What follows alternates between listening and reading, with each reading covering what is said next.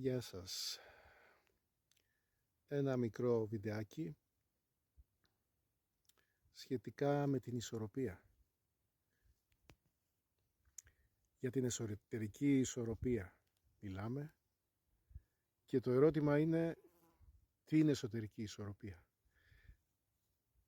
Εσωτερική ισορροπία είναι όταν μπορούμε να νιώθουμε ότι όλα κυλούν ομαλά εκεί που βρισκόμαστε, όπου βρισκόμαστε, σε τόπο, χρόνο, κατάσταση, σε σχέσεις, σε οτιδήποτε, σε πνευματικό δρόμο.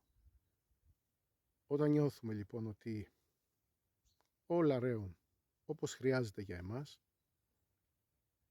είμαστε σε ισορροπία. Αυτό δεν σημαίνει ότι είμαστε καλύτερα ή χειρότερα από κάποιον άλλον που είναι σε ισορροπία και νιώθει το ίδιο. Ένας απλός βοσκός, ένας αγρότης, ένας εργάτης μπορεί να είναι σε ισορροπία στον τρόπο ζωής του και στις επιδιώξεις του και να είναι καλά. Δεν υπάρχει αξιολόγηση γι' αυτό. Δεν υπάρχει καλύτερο και χειρότερο εννοώ.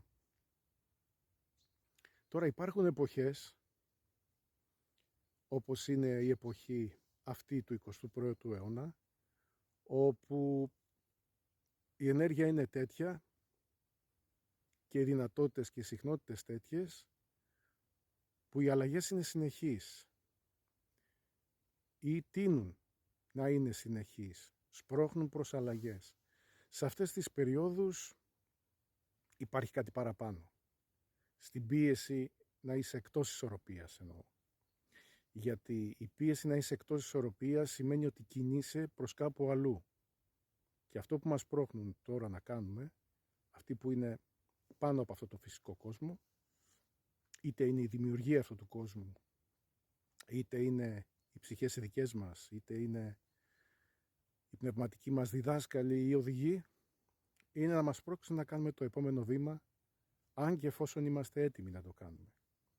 Και αν μπορούμε να κατανοήσουμε ποιο είναι το επόμενο βήμα για μας φυσικά. Τίποτα δεν είναι δεδομένο. Το μόνο που γίνεται είναι ότι δίνεται η δυνατότητα να γίνει κάτι.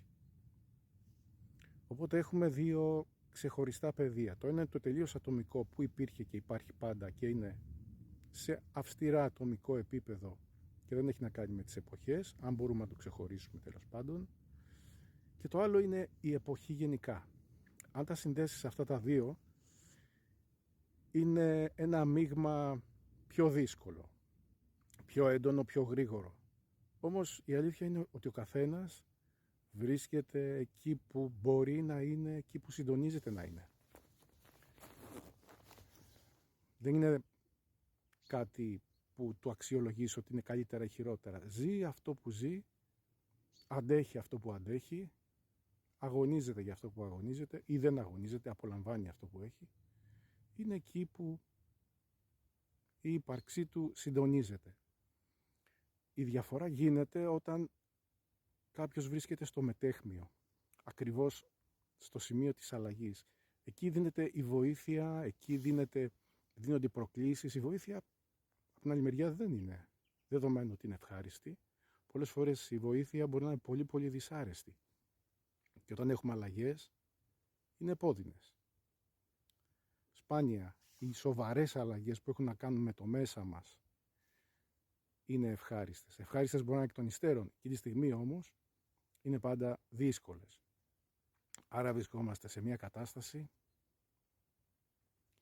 που προσπαθούμε να κατανοήσουμε τι ακριβώς είναι αυτό, η ισορροπία. Και σε τι διαφορετικά επίπεδα λειτουργεί.